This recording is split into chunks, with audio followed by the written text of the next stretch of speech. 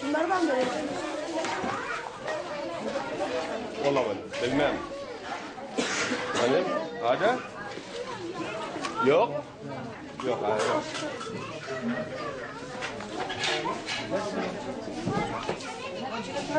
Ya bak sanat var.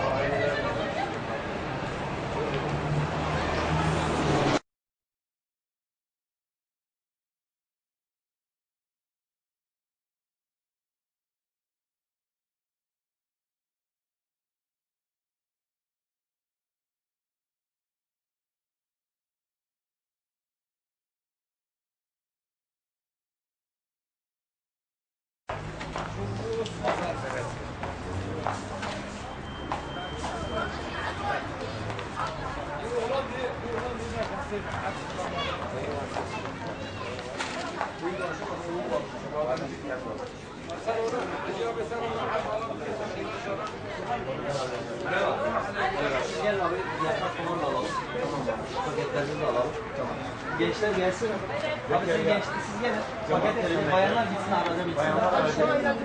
Onu ilacı ben orada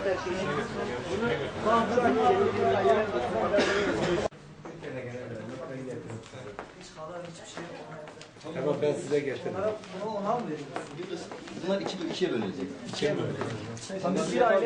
Bir aile de hiç Bizim arabaya. bizim arabaya.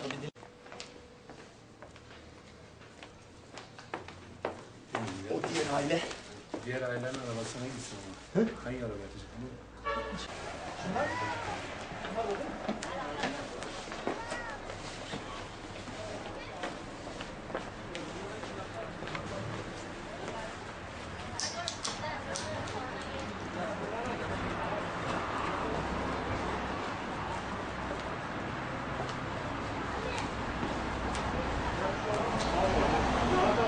Efendim abi.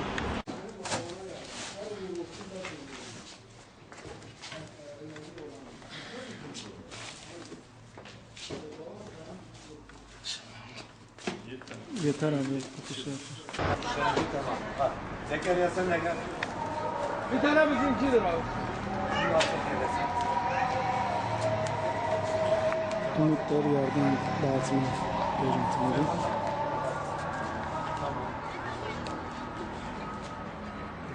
Mahmut abi 5 aile getirin değil mi sen? 5.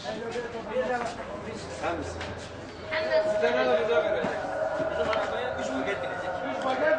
5 paket de oraya gideceğim. Oraya 5 paket. Nerede oldu? Nerede oldu?